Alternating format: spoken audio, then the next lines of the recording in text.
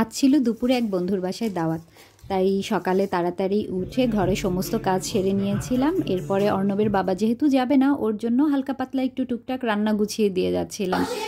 এদিকে আমরা ওই বাসায় পৌঁছে দুপুরের লাঞ্চটা ওখানেই সেরে নিয়েছিলাম। লাঞ্চ শেষে আমরা সবাই গানের আসরে বসে গিয়েছিলাম। আমি গান গাচ্ছিলাম আর ওরা আমার সাথে সবাই গলা মিলাচ্ছিল।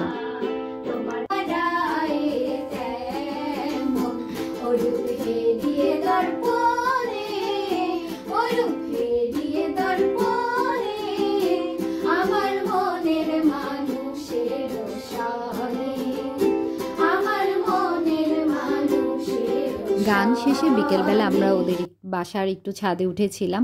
ছাদেও অনেক গাছ লাগিয়েছে। এটা ছিল ওর হাতে লাগানো পুঁই শাক গাছ। গাছটা অনেক সুন্দর হয়েছিল, তাই আমি ছোট্ট করে একটা ক্লিপ নিয়েছিলাম। এদিকে ছাদে উঠে বাচ্চারাও বেশ মজা করছিল, আর আমরা তো ছিলামই। ওদের সাথে আসলে আমার এক যুগেরও বেশি সময় ধরে পরিচয়। ওরা আমার খুব ভালো বন্ধু। আমাদের হয়তো খুব বেশি দেখা হয় না, কারণ সবাই সংসারের কাজে বাচ্চা কাচ্চা নিয়ে ব্যস্ত থাকি। তারপরেও যখনই দেখা হয়, বাচ্চাদের চাইতেও আমরা বাচ্চা হয়ে যাই। এইদিকে দুই ছেলে এক জায়গায় হয়ে একজন আরেকজনের সাথে পাঞ্জা লড়ছিল।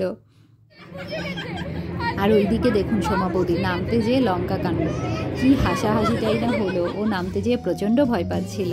এরপরে ছাদ থেকে আমরা বাসায় এসে একটু চা খেয়ে নিচ্ছিলাম।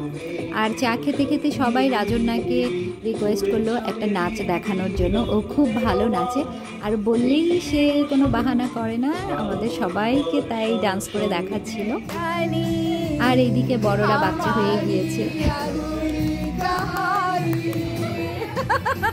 আজকে আমরা ছিলাম বাচ্চা আর বাচ্চারা ছিল বড়, এই ছিল ব্যাপারটা। আসলে অনেক মজা করেছি।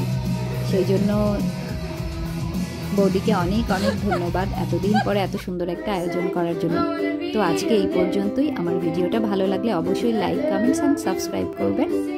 যেতে যেতে আপনারা সবাই প্রথম আর একটা সুন্দর গান শুনে যান। টাটা।